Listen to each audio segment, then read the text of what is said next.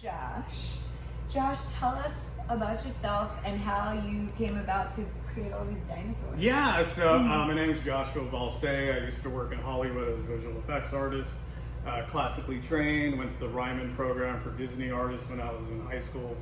So I've been vetted in the arts and entertainment for like a while now.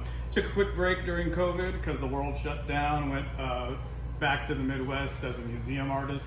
And I was fortunate enough to get some contracts with the National Park Service, stuff like that.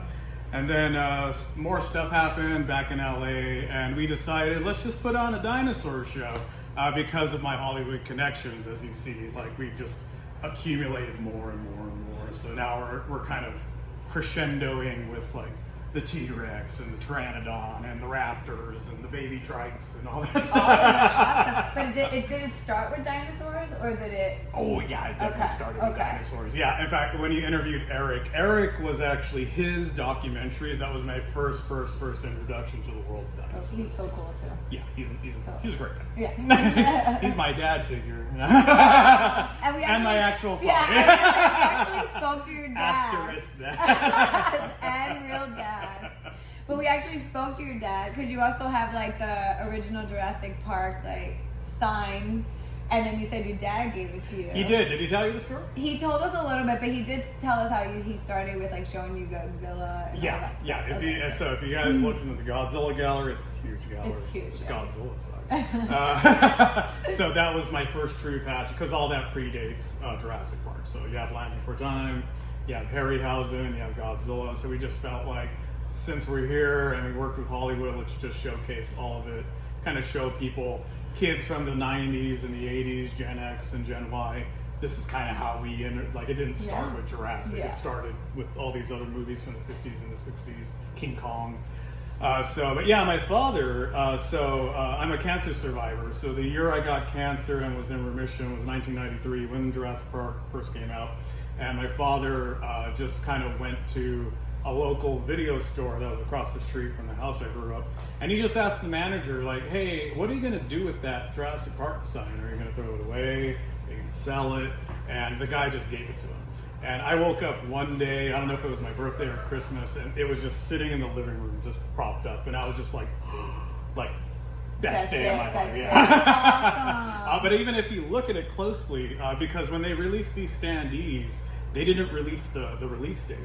They don't have it on the standee. So the actual video guy had a marker in coming October 4th. That's Yeah, so cute. that wasn't us that did it. That was the video store that I did remember that. when I saw it, I was very young too, and I was so obsessed with the movie. And my mom made friends with the video store guy. Yeah. And she's like, "Can you get it for my daughter like before it happens?" Yep. Like, so it's like crazy how our parents like encourage our Yeah. like love, and I love that. It's You know, awesome. there's worse addictions than dinosaurs. Exactly.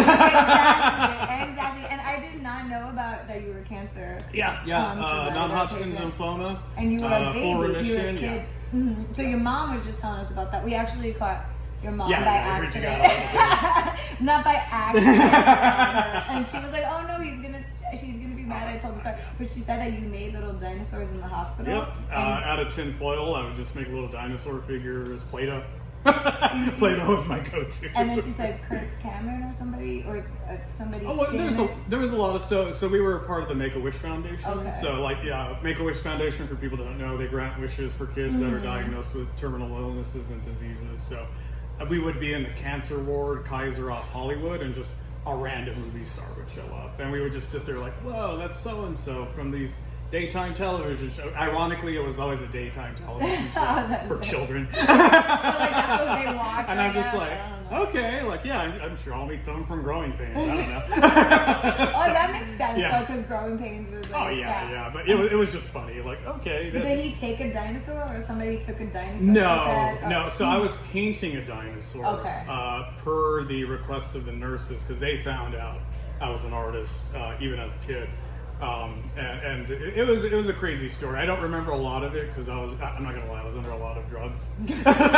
So there's gaps of my memory. You're just like little pieces. Yeah, but I do remember like, oh yeah, I was painting something and what's his name just walked in.